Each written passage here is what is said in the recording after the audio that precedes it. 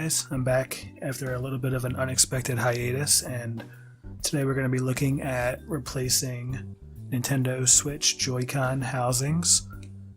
I will get back to arcade related stuff soon. Life has just been a little crazy. I'm sure you all know how that goes.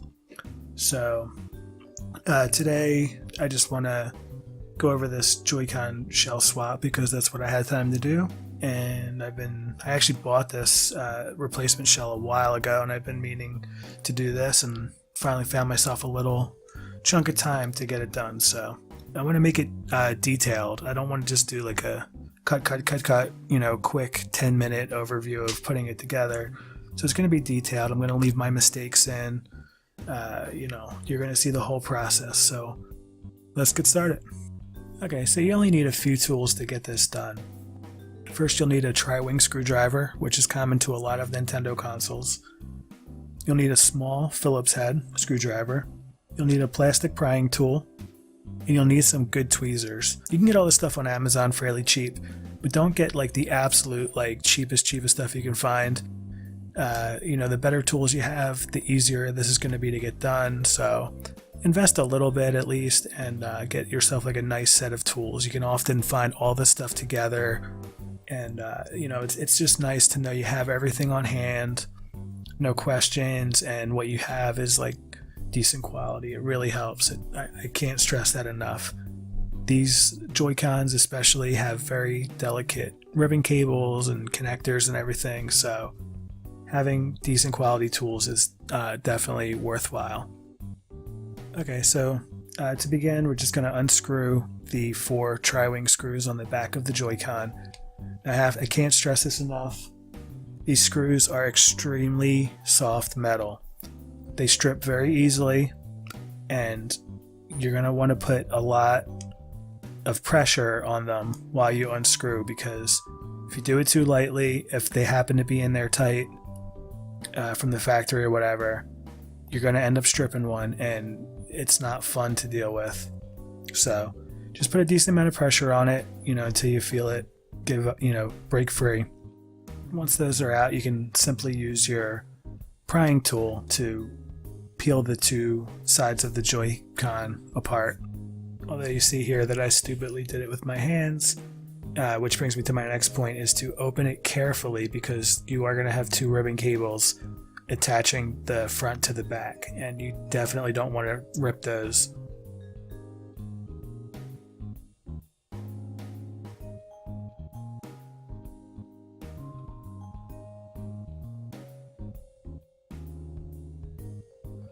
Now that you have the shell open, you can just pry out the battery with your pry tool. It does have double-sided tape on the bottom, so if it feels like it's stuck, that's why. Just be gentle with it and it'll come out fairly easily. The battery connector is removed by just simply lifting it up out of its socket. You can do that before you lift the battery out like I did, or after. It doesn't matter too much. Now at this point, you can see 5 screws in the Joy-Con. You really only have to remove 3 at this point. I removed all 5 because I didn't realize that. So the 3 that you can remove are the ones that are shallower, if that makes any sense. The ones that are deeper down are actually attached to the board, and they'll come out later. And in fact, it'll be a little bit easier to deal with the rivet cables later if you still have those 2 screws attached. So I highly recommend not following what I did here. Okay, now that you can remove the battery holder, the next steps are going to be disconnect all of the ribbon cables you see. You disconnect them by prying up on these small flaps on the connectors. You want to be very careful because these can be very delicate. But you pry up on those flaps, and then the cables themselves will slide out very easily.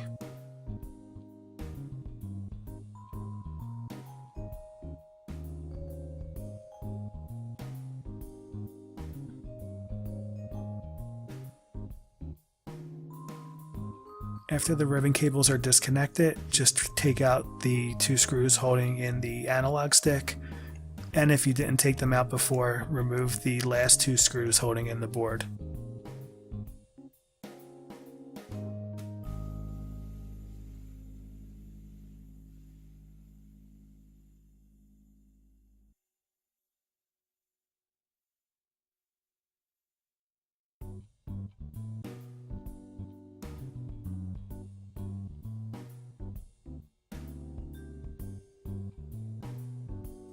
Once it's freed, the analog stick just pulls out through the hole. To remove the vibration motor, which is the white block on the left-hand side of your screen, you do that by just simply pulling it up, but it does have tape on the bottom, so it's in there pretty tight, and you might have to wiggle it around with your tweezers or something, but it'll come out eventually. You don't have to disconnect it from the board. And with that vibration motor out, the entire board can now lift out of the shell.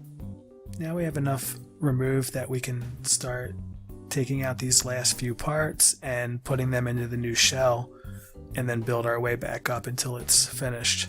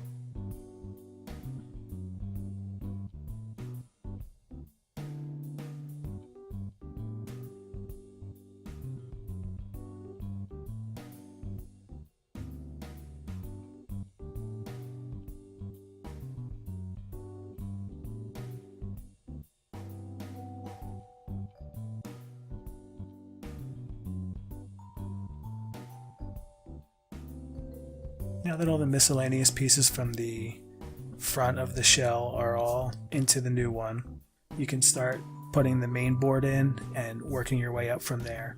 So start by placing the vibration motor back into its slot, and then put the main board back into its position, and you can start screwing it down. But remember that 3 of the screws have to go above the battery tray.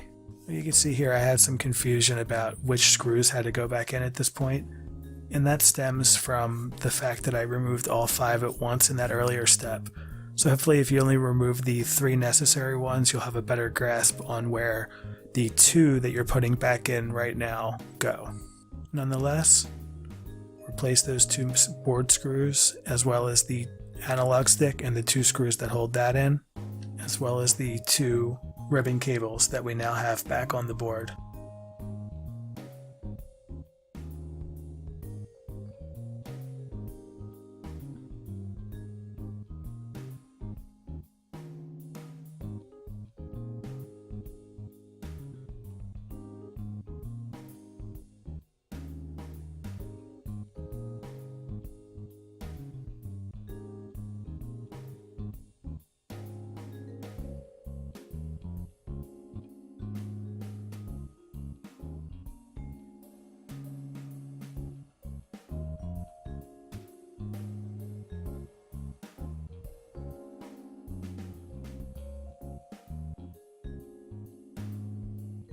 Moving on to the back piece of the shell, the attachment rail is held on by just 1 Phillips head screw, so remove that and be careful not to lose the detachment button that's underneath the rail. When you're placing the detachment button into the new Joy-Con shell, you have to be absolutely sure that the small plastic tab on the button fits into the specific spot that's cut out for it on the shell. It will fit other ways, it seems, but if you don't have that tab into that specific cutout, once you get everything back together, you're going to find that that button is always pressed and the Joy-Con will not click onto the Switch, even though the Switch will recognize that the Joy-Con is attached. Ask me how I know about that. And you'll see here that this particular shell did come with replacement buttons for SL and SR. I personally didn't bother putting them in because it just seemed like extra work for no real reason. I never see those buttons. My Joy-Cons are pretty much always attached to my Switch or the Joy-Con grip, and on the rare occasion that I do use them sideways, I do put the grip on it anyway, the little cap. So I figured since I'm never going to see those buttons hardly at all, it wasn't worth the extra time for me to install those white buttons. So you may feel differently. By all means, I think it was just another couple of screws to get in there and replace those buttons. It shouldn't be that hard and pretty straightforward, but that's why I didn't do it on mine. Now with the rail attached to the new shell, you can just go ahead and reattach those two ribbon cables back to the front. The one that's closer to the right of the screen gave me a lot of trouble. For some reason, I thought that I damaged the connector for it. I didn't, but the cable just has to go in really deep before it'll close all the way. And so because it was popping open, I thought maybe the connector was damaged. But just so you know, you have to push that in really deep in order for the connector to actually close tight.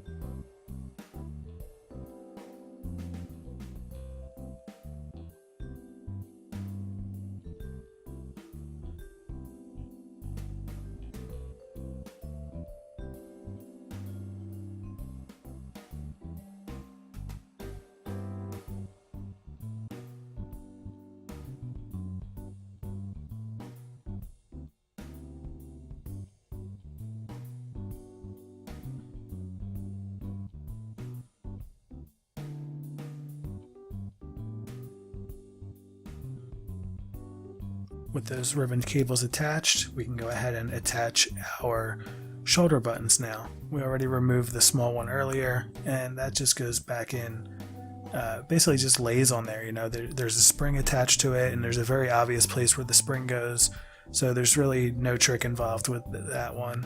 The bigger one's a little bit trickier, so let's take care of that. Now to begin with, you kind of have to pop this button off. It's just held on by like a plastic clamp, and it's kind of nerve-wracking because you feel like you're going to break it, but you just gotta be like gentle but firm with it, and eventually it'll pop off.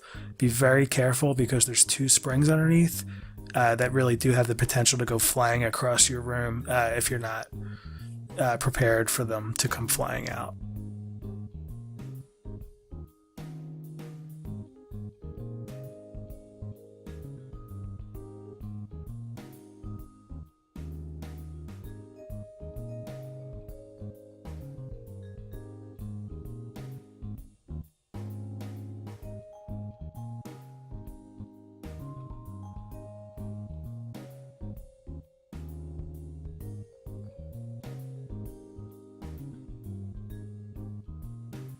Once you have that button removed, just transfer the small board for it from the old to the new shell.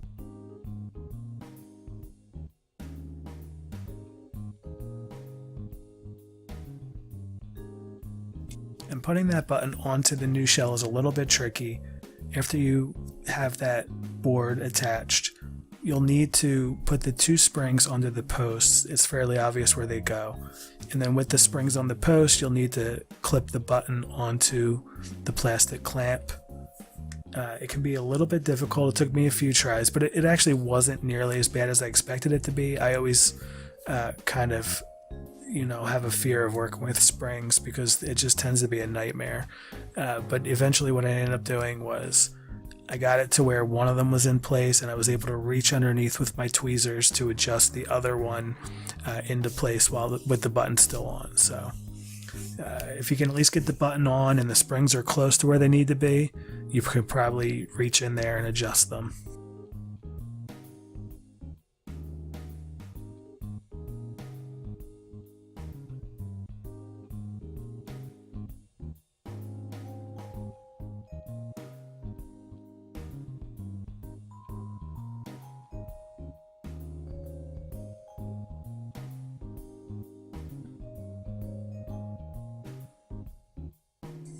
And now that that button is attached, you can reattach its ribbon cable back to the main board.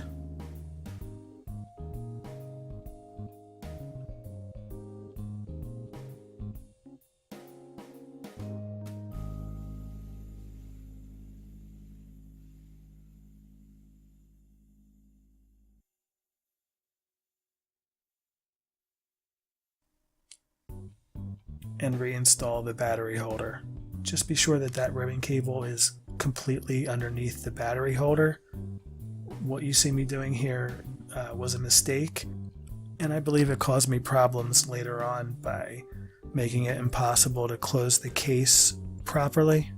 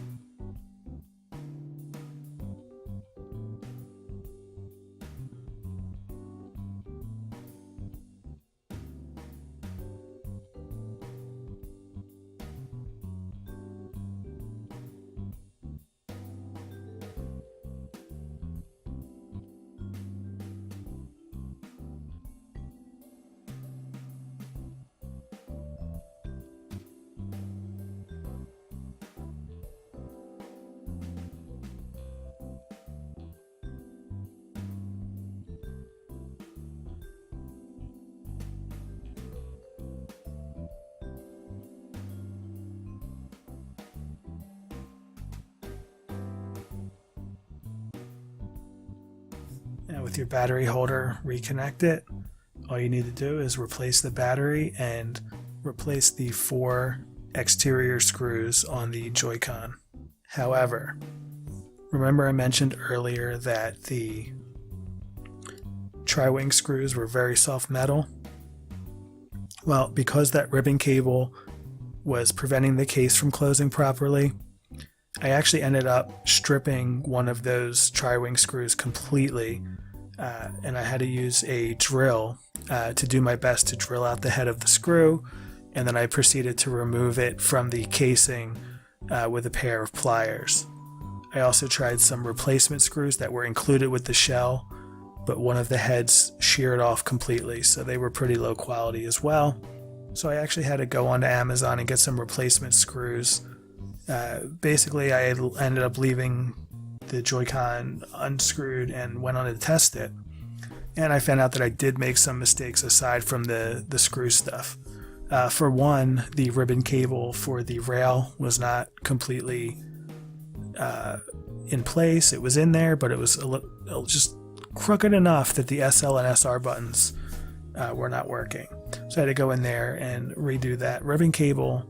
Everything was fine once I did. And as I mentioned earlier in the video, the disconnect button was not in place properly, so the Joy-Con could not click onto the Switch. I went back and fixed that as well. Again, it wasn't that big of an issue. Alright, moving on to the right side. The video here is going to be sped up a bunch, and I'll probably commentate a lot less. Because what we get on the right side is a few extra components in the Joy-Con, but other than that, you see a lot of the same from the left. So after I was through the left-hand side, I kind of knew what to expect as far as connectors and, you know, how to remove stuff and how to put stuff back. So it goes a lot smoother, I think. I had fewer interruptions, and, you know, just overall it was a much smoother experience. So like the left, we open it up with the 4 screws on the outside and remove the battery. Just the same as the left side. And then on the right, this is one of the few things that are different. We have this antenna here that just pops out. Very simple.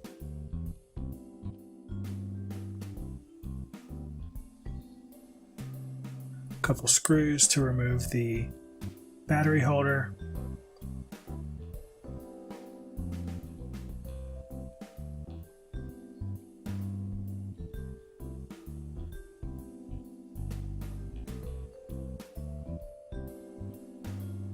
And just be careful because there is a ribbon cable underneath of it to disconnect.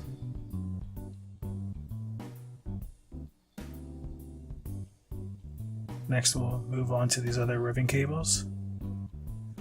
Just like the left, very easy to disconnect.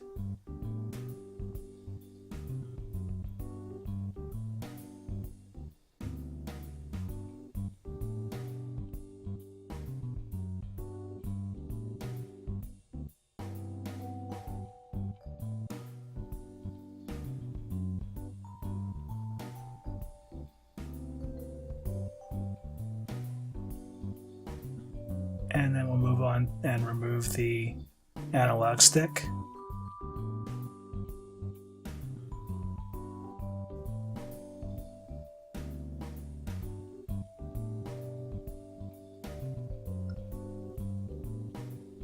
To get the remaining screws to remove the board.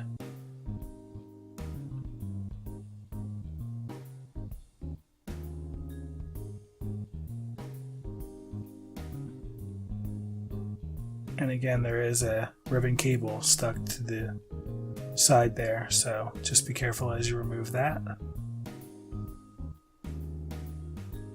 Just like on the left, the vibration motor is stuck in there pretty good. We'll come back to that in a second.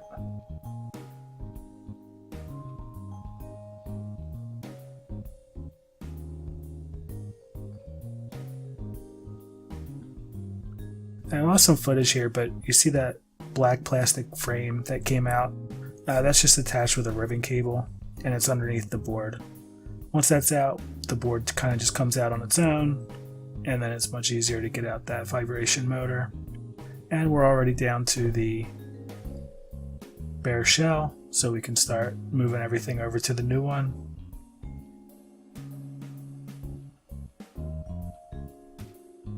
Again, just like the left, this is all the same as removal. You're just doing everything in reverse.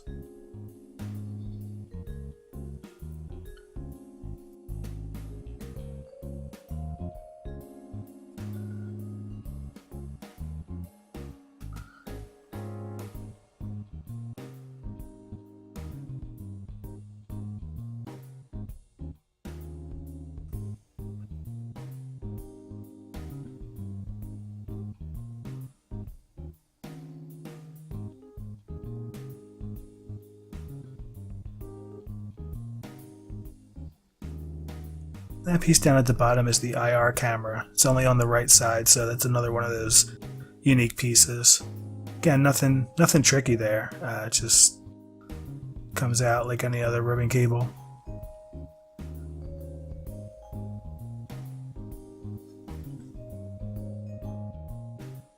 I had to take some experimentation to figure out which way these buttons go in.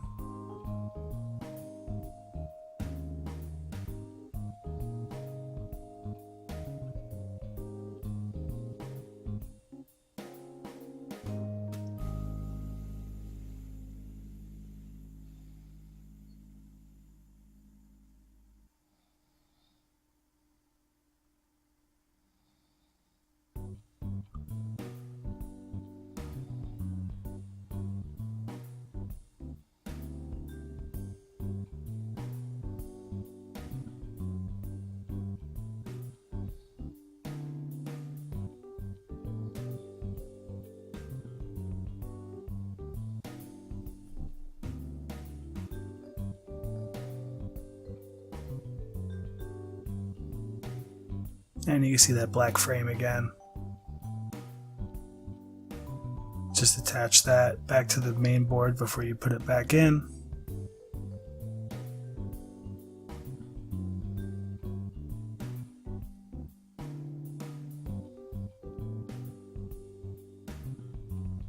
And the actual IR camera just slips into place.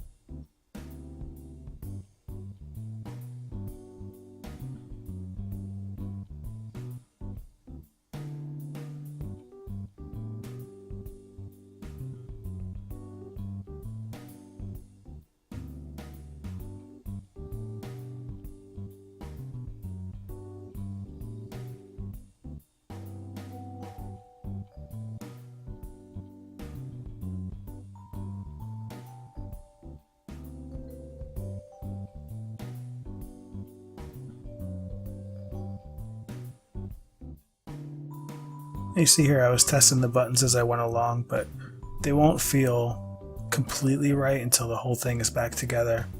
So if you're testing them out and they feel like 70%, don't worry about it too much. Just make sure you compress them and that they spring back.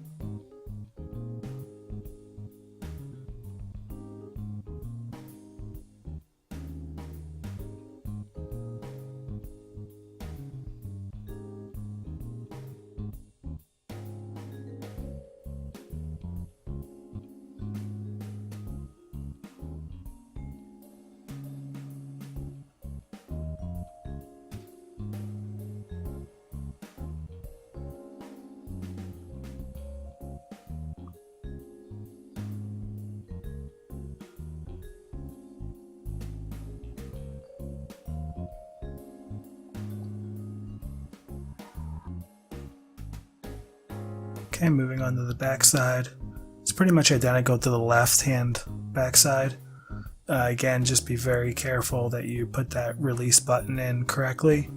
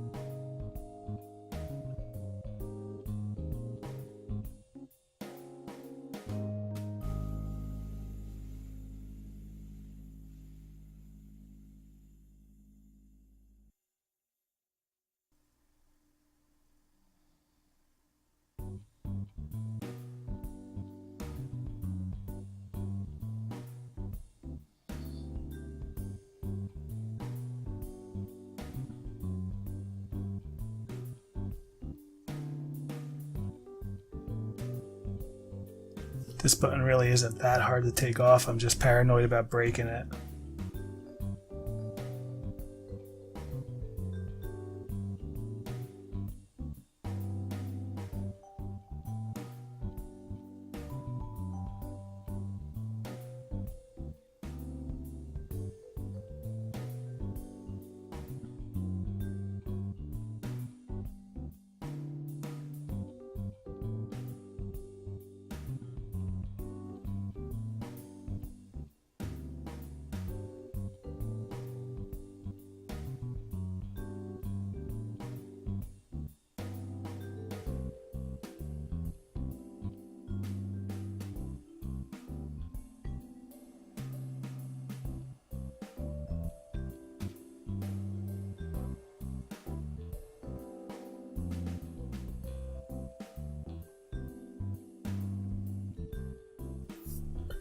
This ribbon cable is a little tricky to get back on because it's so short,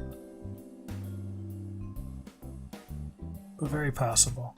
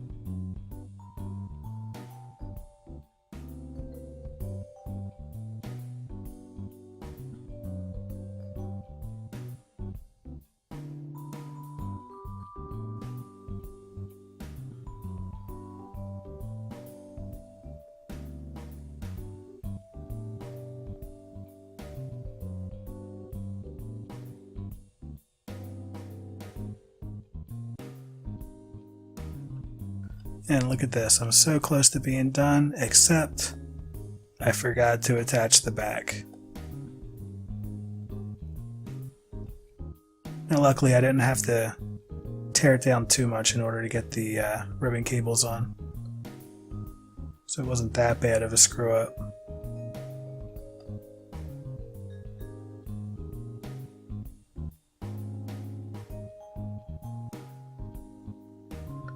I just didn't want to have to redo that really short ribbon cable. So you see, I really just wanted to do it without removing that battery holder.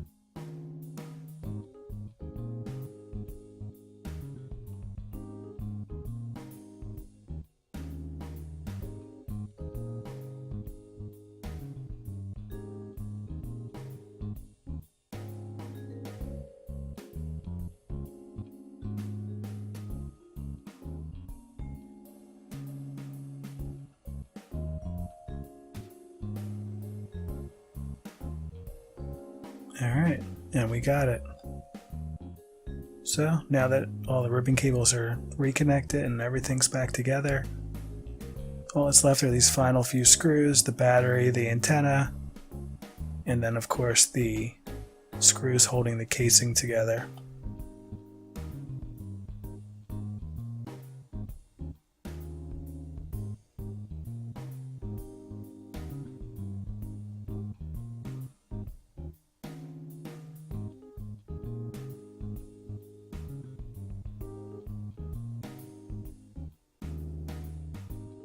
And we're done with the right.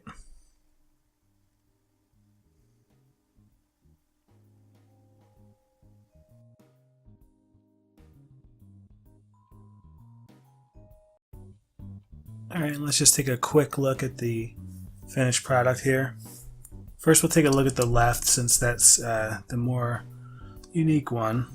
So very happy with how it looks. I do have a little analog stick nub on here that came with my grip that I use, so ignore that. But let me just show you where I had those issues with the screws doing this. So you see here on the back, this is where I had to use the drill to get that broken screw out. So I did do some damage around the hole. I did scratch it here. And I decided to use it for a while and wait to see if I had an issue with it, because I always could replace just this back part. These, the individual replacement shells are pretty cheap, so I figured worst came to worst, I would just get a new shell and just replace the back part. But ultimately, it doesn't bother me when I play. I can't feel this. Frankly, when I'm playing handheld, I usually have it in a grip anyway.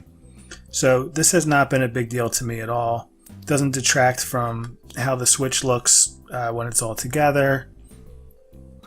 And yeah, overall I'm really happy with it. So let me discuss the D-pad real quick. The D-pad is the main reason that I wanted to swap the shells to begin with. And I have to say, it's not as big of an improvement as I had hoped it would be. The main reason being, the way the buttons work on the Switch Joy-Cons is that there's actually 4 tactile buttons on the board.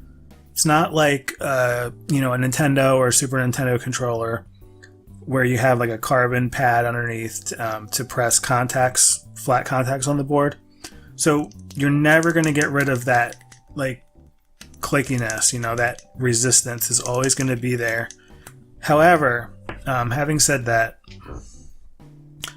it really does help to have the connected D-pad versus the individual buttons, because it just makes it so much easier to hit these diagonals and everything.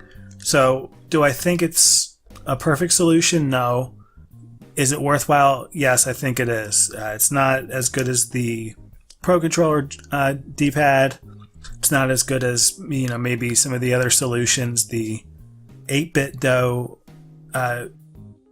D-pads. It's not as good as the classic controller D-pads, but it's serviceable, for playing on the go at least. So yes, I'm happy with it. On the right side, there's not too much to mention here. you know, it looks good. As you see, no issues here because I didn't even try to put the OEM screws back in. I just waited for the replacements from Amazon, which, by the way, I will link to those replacement screws. As you can see, they're silver, not black, and they're not tri-wing, which to me is a plus. So, you know, if you don't want the silver color, I guess you could always paint them or something. You know, it wasn't a big deal to me. Let's take a look at how it looks in the Switch.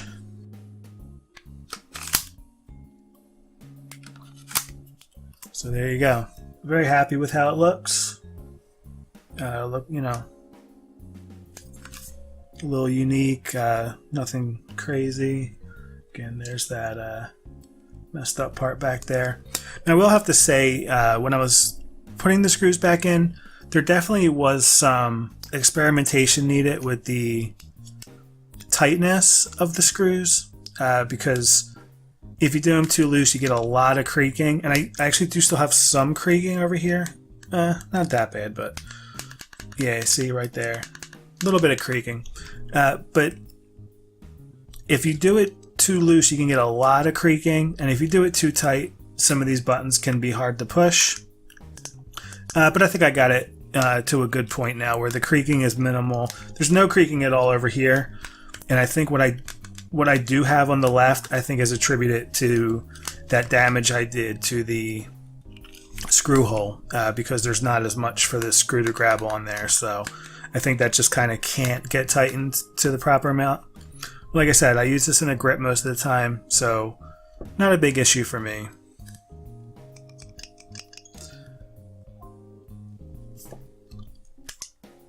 And so, you know, now you may notice that my left hand is gripping this a little strangely. It's due to an old injury, and you know, I don't really want to get into it, but can't really twist my arm properly, which is another reason why I'm always looking for ways to make handheld gaming a little bit more comfortable. This is not normally a position I would use to play a handheld game. I normally kind of like to sit on a couch and kind of have the system, like, you know, lower so that my arms are bending downwards. It doesn't make any sense to describe it that way, but just know that that's why it looks so uncomfortable the way I'm holding it. But yeah, you know, this works good. I'm not struggling with anything. I suppose we should take a look at a more modern game.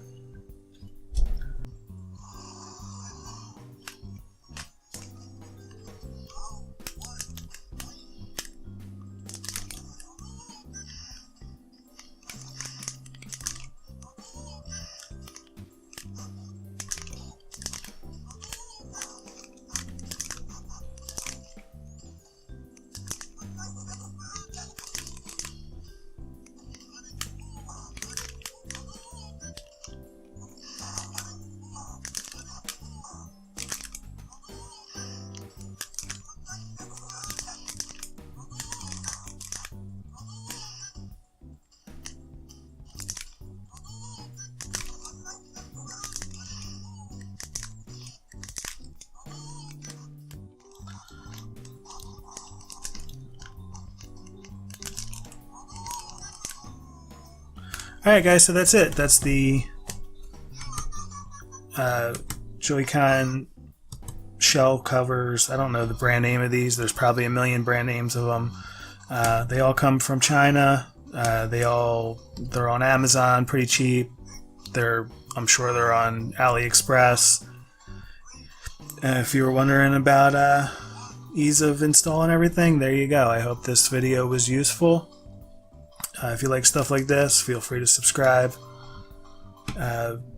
Again, most of the channel is arcade focused, but we'll have general gaming stuff here and there. And alright, thanks again, and I'll see you guys next time.